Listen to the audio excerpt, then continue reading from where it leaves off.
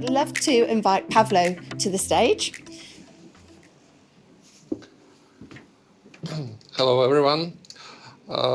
Today I'm going to talk about if AI writes code, why we need developers. And as you probably, I hope most of you know, but you already developers. Each of you can write your own software in a matter of, in some cases, minutes, in some cases, in few hours. But basically, modern tools allow you to just enter prompt and in one shot get a working piece of software.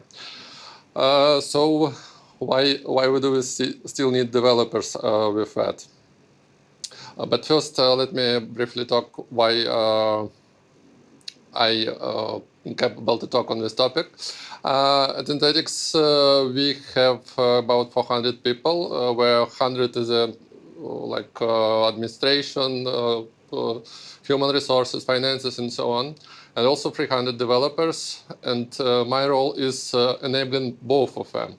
So our IT department writes their own tools already, and at the same time, our engineers use completely different approach. And today I'm going to I'll try to show the difference between one prompt vibe coding to like professional software engineering. But first, let me start with one of my favorites hobby, photography, and where it was like 150 years ago, it wasn't that simple as today.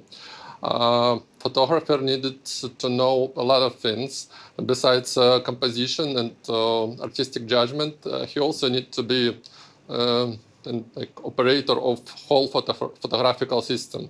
He needed to prepare plates, sensitive materials, calculate exposure, talk to people to make them stand still for a few minutes.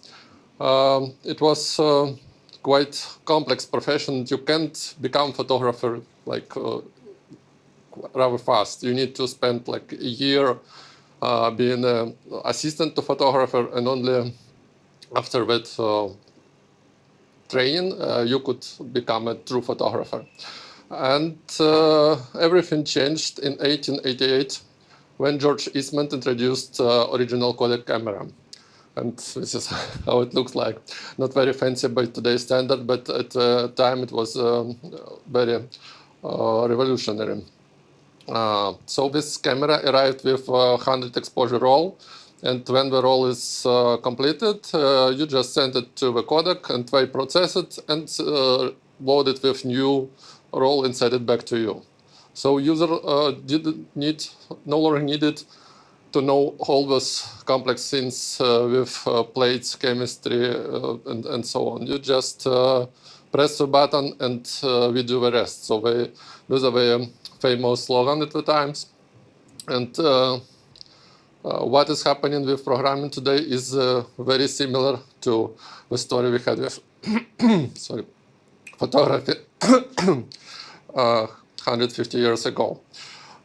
So here you can see, I hope you can see it, a brief history of how programming changes. And it all started in the 40s with physical switches, where engineers basically was changing switches position, changing cables and machine instructions and so on. When it goes back to a simple level of frameworks, cloud services, and low-code systems of early ages, and now generative AI expands creator pool beyond professional developers. So as I started, you don't need to be a developer to write code. You don't need to be a developer to create a program. So AI lowered the barrier to code creation, but it didn't eliminate the need in engineering. And there are some applications. I'm pretty sure you don't know any of this, but those are most popular tools developed with AI in 2025. And while they were most popular, most used, let's say, they also had critical issues like brought with their development. One of these tools, like BitChat, was developed in a weekend, but and it was quite revolutionary chat system. But it after some security testing, it appears that it has major flaws with this data protection.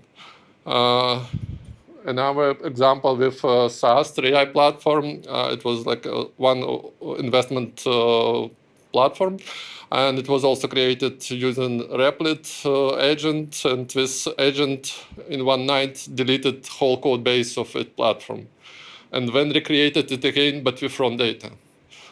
So, and this is, oops, sorry. This is not random cases. There is common issue, common problem laying in all tools created with vibe coding. So vibe coding is optimized, like in its essence, it's optimized for what we can see in a demo. But most important software qualities remain invisible until production. So if you start with trust, demo may function, but behind the what you can see, there is a hard-coded keys, weak input handling, unsafe dependencies, and prompt injection exposure. When for economics, AI-heavy feature introduces variable costs into every request, transaction, and agent loop. So you need to count on that in traditional software development, most cost captured by building the product, but in AI-based product, you need to remember that with every run, you like incurring some new costs. And last factor is demo-grade architecture. Again, AI optimizes for quick result. If you ask ChatGPT to build you an ChatGPT or Claude or whatever, build you an application, it will build it for you, but it's initially optimized just to build the app fast and nicely looking. So it doesn't mean that you don't need and you cannot use vibe coding, as I mentioned, in our internal tools, in our internal departments, quite successfully using it. The key thing here is to separate where it is very good use, like best fit, and where it should be used with caution, and where you always need to have human control. And best fit is actually for your internal purposes. If you need to have some app or some custom application for like your day-to-day tasks, it's very good use of vibe coding or internal workflows, optimization, automation, and so on. And for banking application, healthcare-related things, it's always better to have human in the loop who would verify and check what is going on. So with all of this, AI removes large part of a typing burden, but it doesn't remove engineering. And so programmers' role is changing. And so 3 years ago, most of our programmers didn't believe in this, but currently we have more than 90% actively using AI platforms in day-to-day operations. So what we do now, developers now do not write, well, they still write code, but not that much as earlier. So the key roles of developers is clarify intent, design a system, direct generation, verify behavior, and own production outcomes. So programming is not about typing code anymore, but it's about designing the system and owning the outcome.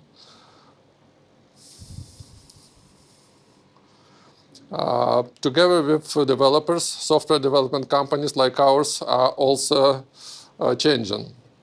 And AI augmented delivery is not the same programming team, but with ChatGPT. There is few major changes happening. So in traditional model, we sold capacity roles, hours, as today speakers also mentioned a few times. And this model will not disappear because software creation still contains uncertainty, discovery, dependencies, and change in scope. But buyers and our clients basically more and more often coming to us and asking about you using AI. You need to produce more outcomes. You need to do this faster. So what we do in this case is we are showing how we build and manage delivery system, how we change our teams, how code is used, how outcomes is verified. This is what software engineering organizations should demonstrate. And contracts should change too. For sourcing leaders, AI-assisted delivery changes pricing, accountability, and evidence of control. So pricing involves time and the materials will remain. As again in one of previous speech, it was mentioned that only 10% are truly outcome-based, but still there are a lot of things to do to transfer to that outcome-based materials and software delivery too.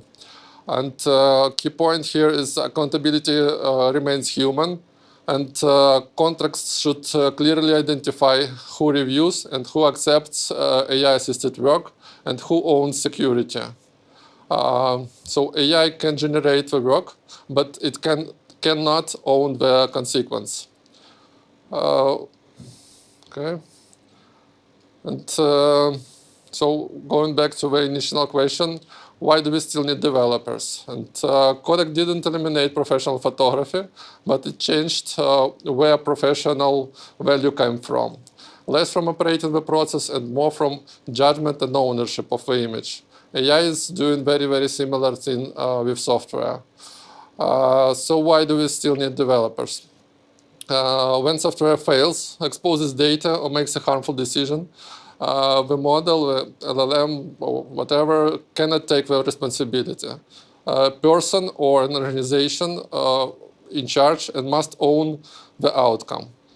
AI can propose different solutions, but developers need to understand the context, understand the applications, and own the responsibility for this. Last 10% is always, so AI can generate most of the code, but there are always integrations, there are always some security components which need to be verified and validated by a human.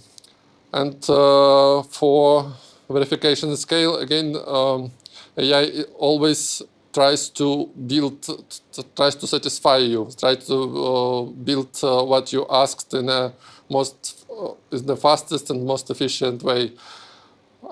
And if you need to scale this platform, if you need to integrate other components, you usually need software engineer for this.